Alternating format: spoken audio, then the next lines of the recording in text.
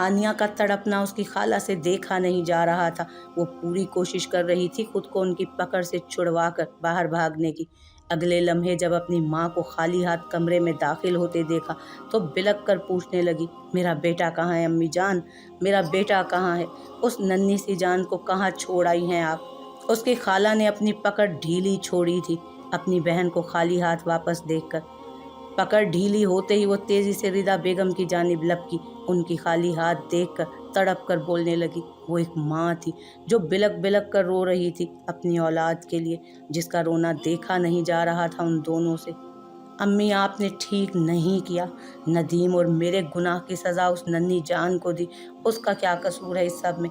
वो एक ज़ीरू है अम्मी, इसी का ख्याल कर लेती आप। मैं अपने बेटे को रोज़े मैशर क्या मुंह दिखाऊंगी जब वो मेरा दामन पकड़कर पूछेगा कि बताएं मेरा क्या कसूर था? तब क्या जवाब दूंगी मैं उसे? हाय मेरा बेटा, या अल्लाह मैं गुनाहगार हूँ, बदकार हूँ, सर से पाँव तक नापाक हूँ, मगर मेरा बच्चा तो बेकसूर है मालिक। उसका कसूर फ़कत इतना है कि वो उस गुनाहगार हानिया का बेटा है। या मेरे मालिक, मेरे बेटे को अपनी हिफ्ज़ व अमान में रख, मैं उसे तेरी अमान में देती हूँ। बेशक तू सबसे बड़ा मुहाफिज है। वो सोज़ो गुदार से निढाल ज़मीन पर गिरकर अपने खुदा से मदद की तालिब थी। हानिया तुम्हारी अक्ल पर पत्थर पड़ गए हैं क्या?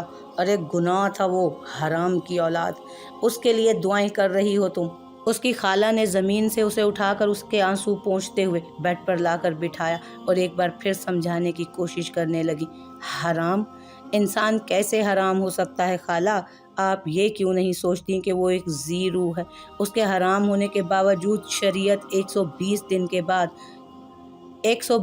के बाद यानी उसमें रूह आने के बाद एबॉर्शन कराने की इजाज़त नहीं देती और कहती है कि अगर तुमने 120 दिन के बाद एबॉर्शन करवाया तो ये कत्ल है।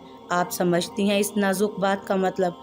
अगर शरीयत चाहती तो कह देती कि हराम की औलाद है, 9 माह का भी हो जाए तो मार दो, मगर ऐसा हुक्म नहीं दिया। जानती हैं क्यों? क्योंकि वो एक इंसान है, ज़ीरू है, आपके और मेरी तरह। क्या आपने कभी मस्जिद के बाहर पढ़ा कि यहाँ कोई हराम की औलाद दाखिल ना हो?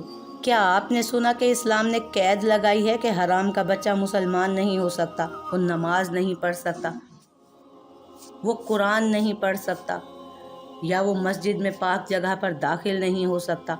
फिर हानिया अपनी खाला का चेहरा देखने लगी जो उस लम्हे शर्मसारी से झुकता जा रहा था। ये देखकर वो लम्हे भर के लिए तंजिया मुस्कुराई। नहीं, ऐसा कभी नहीं सुना होगा आप लोगों ने, क्योंकि वो एक ज़ीरू है, एक इंसान। रोज़े मैशर मुझे जवाब दे होना है उस नन्ही सी जान का। ये क्यों नहीं समझ रहे आप लोग? मुआशरे के डर से मेरे जिंदा बच्चे को न जाने कहाँ फेंक आए हैं आप लोग। हाय अल्लाह मेरा बेटा। बस इतना कहना था कि वो तड़प कर बेड पर बेजान गुड़िया की मानित गिर गई। अपनी खाला रिदा बेगम खुद बुत बनी। उन्हें अभी भी अपनी सफाकियत भरे अमल पर यकीन नहीं आ रहा था। वो बार बार दिल से पूछती, क्या वाकई वो एक नन्ही सी जान को कचरे के पास सुनसान इलाके में जानवरों के बीच छोड़ आई हैं? फिर खुद ही दिलासा देती खुद को कि उन्होंने कुछ गलत नहीं किया। अगर बच्चा हानिया के पास रहता तो ख़ानदान और मुआशरा उनकी बेटी को ज़िंदा दरगोर कर देता।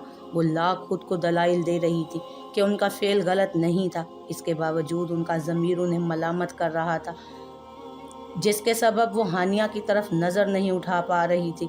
रिदा आपा देखें, ये बेहोश हो गई है। उसकी खाला चीखते हुए रिदा बेगम को बुलाने लगी। उनकी आवाज़ पर वो हवासों में लौटी और तेज़ी से हानिया की जानिब लपकी। माँ की दुआ थी, वो भी दिल से निकली थी। माँ की दुआ तो अर्श हिला दे। उस बच्चे को भला कैसे कुछ हो सकता था या कैसे नुकसान पहुँच सकता था जब उसके इर्द गिर्द उसकी माँ की दुआओं का हिसार बंधा था। पापा वॉशरूम। 3 साला बच्चा अपने वालिद को देखकर कहने लगा, जो उस वक्त कार ड्राइव कर रहे थे। इसे वॉशरूम जाना है, जल्दी करो। बच्चे की वालदा ने शोहर को देखकर परेशान होकर कहा, अरे भाई सब्र करो, एक तो मैं गलत रास्ते पर आ गया हूँ, ऊपर से तुम शोर मचा रही हो। कितनी बार कहा है पैम्पर पहनाया करो इसे सफ़र में, कहीं भी जाने से पहले। पर तुम सुनती कहाँ हो मेरी? वो रास्ता भटक गए थे, इसलिए आगे की जानिब जाते हुए झुंझला कर जवाब देने लगे, इसमें मेरी क्या गलती है? तुम्हारा बेटा पहनता ही नहीं, रोना धोना मचा देता है। अगर यकीन ना आए तो कभी खुद ट्राई करो पहना कर। जब देखो मुझ पर गुस्सा होते रहते हैं। बच्चे की वालदा फौरन ही कमर पर हाथ लगाकर जवाबी कार्रवाई करने लगी। पापा वॉशरूम जल्दी। बच्चे के सब्र का पैमाना लबरेज होता जा रहा था। बेटा रुक जाओ, कार में मत करना। पापा वॉशरूम जल्दी, मैं कार में कर दूंगा। अरे नहीं नहीं, कार खराब हो जाएगी। 1 मिनट रुको, वो देखो सामने कचरा है, वहाँ कर लेना। उस फैमिली की कार भटक कर उसी कचरे के पास आ गई जहाँ रिदा बेगम ने बच्चे को छोड़ा था। नहीं भाई, इतनी रात में कचरे पर नहीं। बच्चे की वालदा एतराज़न घबराते हुए बोली। तो क्या कार में करने दूँ? आओ बेटा, वो झुंझलाकर अपनी वाइफ से कहते हुए बेटे को गोद में लेकर कार से उतरे। बस कार से उतरना था कि बच्चे के रोने की आवाज़ उनके कानों से टकराई। पापा जल्दी। उनका बेटा जल्दी मचा रहा था तो उसे कचरे के पास खड़ा करके वो उस सिमत बढ़े जहाँ से बच्चे के रोने की आवाज़ आ रही थी। या अल्लाह, उनके मुंह से बेसाख्ता निकला। इस नन्हे से बच्चे को देखकर उन्होंने एक लम्हा ज़ाया किए बगैर बच्चे को गोद में भर लिया। तुम्हें किसी बच्चे के रोने की आवाज़? उनकी वाइफ भी कार से उतर आई थी। बच्चे के रोने की आवाज़ सुनकर उनका कहा जुमला अधूरा ही रह गया जब अपने शोहर की गोद में एक पिंक रंग के कंबल में लिपटा हुआ बच्चा देखा। या अल्लाह, इतना छोटा बच्चा! कौन जालिम उसे इस सुनसान कचरे में फेंक कर चला गया? हाथ नहीं कांपे उसके? हाय, ये तो अभी पैदा हुआ होगा, ऐसा मालूम होता है। उस खातून ने फौरन ही बच्चे को अपने शोहर से ले लिया। अपनी बाहों के हिसार में जकड़ते तरस खाकर कहने लगी, पापा बेबी। उनका 3 साला बच्चा अपने वालिद की गोद में चढ़ते हुए बच्चे को देखकर प्यार से बोला, हाँ बेटा बेबी, प्यारा है ना? बहुत। क्या ये मेरा भाई है? बच्चे के मासूमाना सवाल पर उसकी माँ ने फौरन इस बात में सर हिलाया। क्या करना है इस बच्चे का? हमें तो कुछ पता नहीं है इसके बारे में। खुदा जाने कौन छोड़ गया इसे यहाँ। वो शख्स परेशान होकर अपनी वाइफ को देखते इस्तफसार करने लगा। क्या करना है? क्या मतलब? इतने से बच्चे को यहाँ कचरे पर छोड़कर थोड़े ही जा सकते हैं। उनकी वाइफ तेजी से जज्बाती हुई, मगर साथ भी नहीं ले जा सकते। कोई अगवा का केस निकला तो हम फंस जाएंगे। एक काम करते हैं, पुलिस स्टेशन ले चलते हैं। काफ़ी देर सोचने के बाद वो संजीदगी से गोया हुए, पुलिस स्टेशन क्यों, हम अपने साथ ले चलते हैं। वो खातून एक माँ का दिल सीने में लिए हुए थी। उनका दिल बच्चे को पुलिस स्टेशन में छोड़ने के लिए ज़रा रजामंद ना था। अच्छा, कार में बैठो, यहाँ सुनसान जगह पर ज़्यादा देर रुकना ठीक नहीं। वो कार की जानिब बढ़ते हुए बोले। उस खातून ने अपने बेटे को पीछे सीट पर बिठाया और खुद बच्चे को लेकर ड्राइविंग सीट के बराबर वाली सीट पर बैठ गई। पूरे रास्ते मियाँ बीवी बच्चे को लेकर बहस करते रहे। वो खातून पुरजोर कोशिश कर रही थी अपने शोहर को मनाने की। अचानक खातून की नज़र बच्चे के हाथ पर गई। उसके सीधे हाथ की कलाई पर काले रंग का पैदाइशी निशान था। तुम तो बड़े नसीबों वाले हो। उस निशान को देखते हुए वो खामोश न रह सकी और बोल दी। बच्चे से मुखातिब होकर उसकी कलाई को बगौर देखते हुए वो बोली थी, दिल में न जाने क्या समाई अपने गले से आर लव्स का पेंडेंट उतार कर बच्चे को पहना दिया। अपना अल्फ़ाबेट का लॉकेट क्यों पहना रही हो इसे? इस पर तुम्हारा नाम है। खातून के शोहर फौरन ही उलझ कर पूछने लगे। बस दिल किया, वो खातून खोए खोए अंदाज में कहने लगी। उन्होंने अल्फ़ाबेट आर का लॉकेट बच्चे के गले में डाल दिया था। खातून के लाख समझाने के बावजूद उनके शोहर ने बच्चे को पुलिस स्टेशन छोड़ दिया। वहाँ से बच्चे को यतीम खाने भिजवा दिया गया। एक माह गुजरने को था, मगर हानिया सदमे से बाहर नहीं आ रही थी। वो अक्सर रातों को चीखते हुए उठती कि अम्मी मेरा बच्चा भूखा है, वो रो रहा है, उसे ना लेकर जाएं। अपने बेटे वाले वाक़ये के बाद उसने 1 महीने से नदीम को ना कोई कॉल की ना मैसेज। यही वजह थी कि नदीम आराम से पाकिस्तान वापस आ गया था। उसके दोस्तों ने इत्तला दे दी थी कि हानिया 3 महीनों से यूनिवर्सिटी नहीं आ रही और ना ही किसी से राब्ते में है, और वो बड़ी खुशी खुशी यूनिवर्सिटी जाने के लिए तैयार हो रहा था। उसका सेल पास ही शोकेस पर रखा था। जूते पहनकर जैसे ही सेल उठाने की नीयत से आगे बढ़ा, उसी लम्हे सेल पर हानिया का मैसेज शो हुआ। उफ, एक तो ये मेरी जान नहीं छोड़ रही। वो झुंझलाकर मैसेज पढ़े बगैर अभी डिलीट ही कर रहा था कि गलती से डिलीट का ऑप्शन क्लिक होने की बजाय ओपन का ऑप्शन क्लिक हुआ। पहले तो उसने सरसरी सी निगाह डाली पहले जुमले पर। उसे लगा कि हानिया ने खूब गालियां और कोसने भेजे होंगे, मगर वो मैसेज उसकी तवक्कुआत के बिल्कुल बरअक्स था। यही वजह थी कि वो ना चाहते हुए भी उसके मैसेज को पढ़ने पर आमादा हो गया। आज अचानक से बैठे बैठे एक कहानी ज़हन में आई। सोचा तुमसे शेयर कर लूँ। एक लड़का अपनी बड़ी सी गाड़ी में बैठा हुआ है। उसकी गाड़ी का फुल AC ऑन है। गाड़ी के अंदर का माहौल बर्फ़ की तरह ठंडा है। उस लड़के की कलाई में लाखों की घड़ी बंधी है, परफ्यूम भी ब्रांडेड लगा रखा है। लड़का नहीं मानो शहजादा हो, निहायत ऊंचे खानदान का, जिसके पास किसी चीज़ की कमी नहीं। अचानक उसकी कार सिग्नल पर रुकती है। कार में जोरदार आवाज़ में म्यूजिक चल रहा है। इसी दौरान खिड़की पर कोई नॉक करता है। वो अमीर शहजादा अपनी जानिब का शीशा नीचे करता है तो सामने एक बच्चा खड़ा नजर आता है। खिड़की खुलते ही बाहर सूरज की किरणें जो आग बरसा रही थी वो शहजादे के चेहरे पर महसूस हुई। उस बच्चे का चेहरा तपती धूप के सबब सुर्ख हो रहा था। बाल गर्दालूद थे, कंधे पर कचरे का बोरा टांगे हुए। एक हाथ से उस शहजादे की जानिब हाथ फैलाते हुए भीख मांगता है। उस बच्चे के पांव धूप से जल रहे हैं, लेकिन उसके बावजूद वो चेहरे पर मासूम सी मुस्कुराहट सजाए शहजादे से भीख मांग रहा है। इतना पढ़कर नदीम को कोफ्त होने लगी। क्या बकवास कहानी सुना रही है ये मुझे, लगता है दिमाग खराब हो गया उसका। लेकिन अगला जुमला पढ़ते ही उसकी आंखें फटी की फटी रह गईं। शहजादा हाथ गाड़ी से बाहर निकालकर भीख देने लगता है। बस अब उस लम्हे को यहाँ रोक दो और सोचो कैसा होगा जब भीख देने वाला हाथ और भीख लेने वाला हाथ दोनों की रगों में एक ही खून दौड़ रहा हो।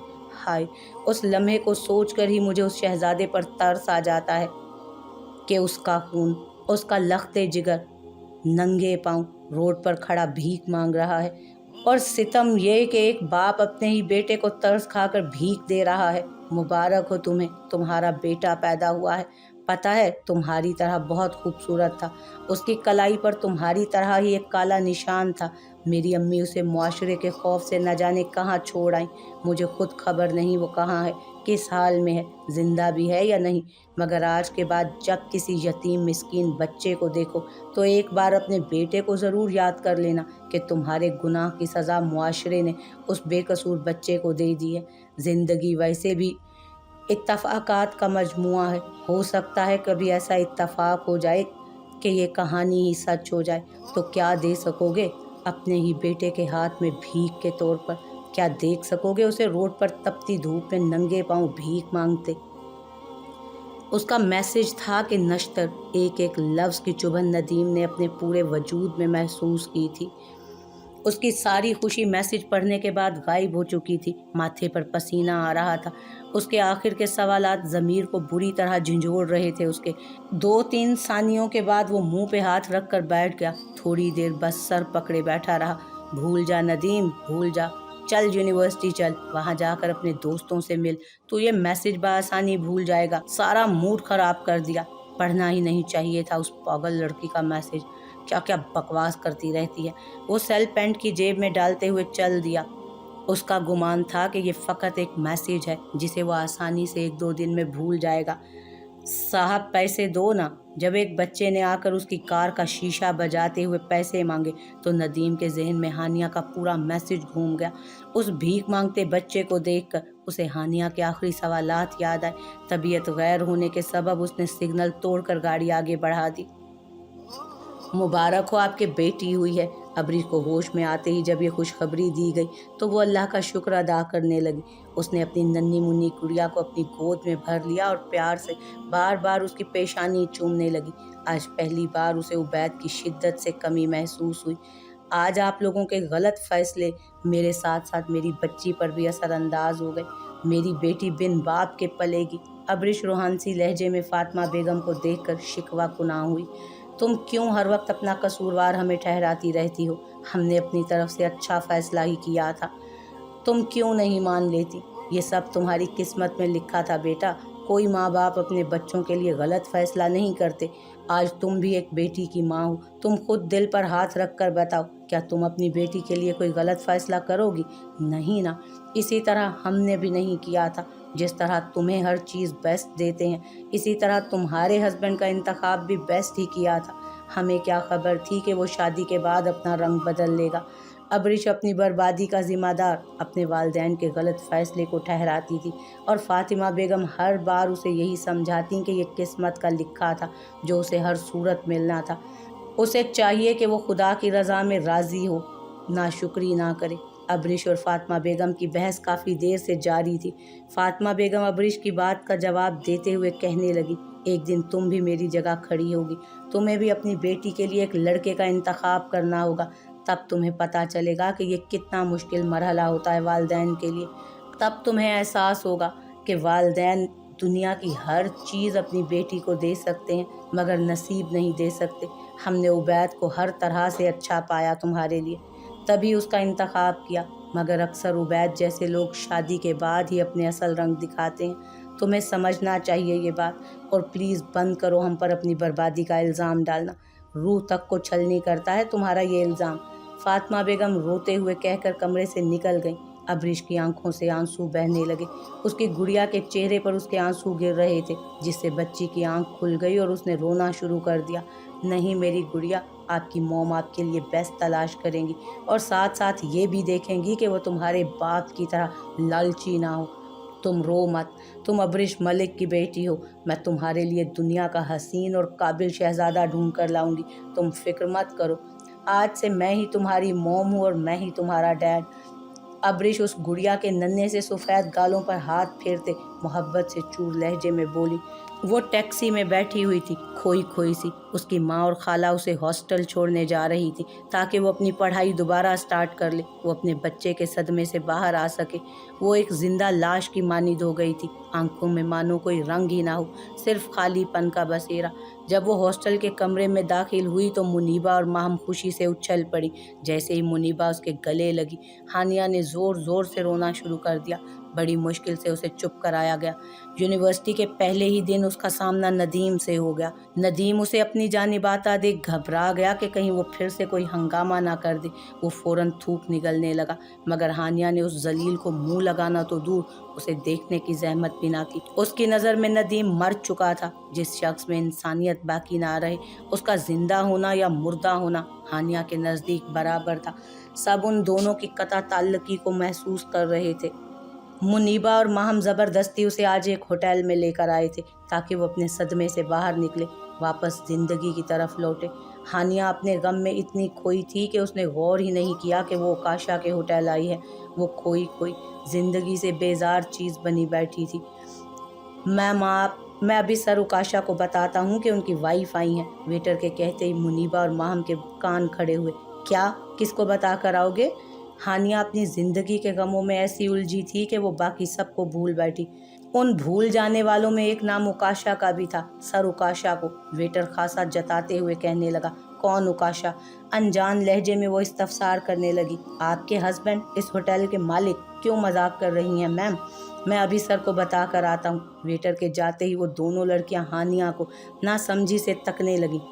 क्या कहा? किसको बता कर आओगे? क्या? हानिया खुद को घूरता देखकर उलझकर पूछने लगी। तुमने शादी कर ली और हमें बताया भी नहीं? माहम फौरन शिकवा करने लगी। कौन सी शादी? इस वेटर को गलत फहमी हुई है शायद। वेटर ने रिसेप्शन पर जाकर इत्तला दे दी थी। हेलो सर, उकाशा ने आज तबीयत ख़राब होने के बायस छुट्टी ली थी। उसकी सेक्रेटरी ने हानिया की इत्तला देने के लिए उसे कॉल की। यस, वो बेड पर लेटे आंखें बंद किए जवाब दे रहा था। उसका पूरा बदन बुखार से तप रहा था। आवाज़ से ही मालूम हो रहा था कि वो काफ़ी बीमार है। सर, आपने कहा था ना कि अगर आपकी वाइफ दोबारा होटल में आए तो आपको फ़ौरन इत्तला दी जाए। तो सर वो आई हुई हैं अपनी सहेलियों के साथ। बस इतना सुनना था कि उकाशा का बुखार छू मंतर हुआ। वो बर्क रफ्तारी दिखाते हुए सीधा होकर उठ बैठा। वाकई? वो बेयकीनी से दोबारा तस्दीक के लिए इस्तफसार करने लगा। जी सर। ओके, मैं अभी आ रहा हूँ। उकाशा के चेहरे पर खुशी की लहर दौड़ गई थी। वो तेज़ी से कार की चाबी उठाकर अपने नाइट ड्रेस में ही कमरे से बाहर निकल आया। अरे कहाँ जा रहे हो इतनी जल्दी में? अरे सुनो! जिले बेगम उसे आवाज़ देते रह गई, मगर वो तो जैसे हवा के घोड़े पर सवार था। नाइट ड्रेस में ही कार लेकर होटल की जानिब बढ़ गया। इतनी बड़ी गलत फहमी। मुनीबा नासमझी से हानिया की जानिब देखते कहने लगी। हानिया ने जब अपने इर्द गिर्द माहौल पर नज़र दौड़ाई तो उसे फ़ौरन याद आ गया कि ये वही होटल है जहाँ वो खुदकुशी करने आएगी। चलो यहाँ से जल्दी, मुझे यहाँ नहीं खाना। हानिया उकाशा से नहीं मिलना चाहती थी, इसलिए तेज़ी से बैग हाथ में टांगते उठ खड़ी हुई। मगर क्यों? माहम उलझी थी। मैं रास्ते में बता दूंगी, अभी चलो जल्दी। हानिया के तेज़ लहजे में कहते ही वो दोनों भी उठ गईं। सब खैरियत तो है ना? मुनीबा फिक्रमंद लहजे में इस्तफसार करने लगी। हाँ, सब खैरियत है, तुम बस चलो। हानिया अपनी सहेलियों को लेकर तेज़ी से होटल से बाहर निकल गई।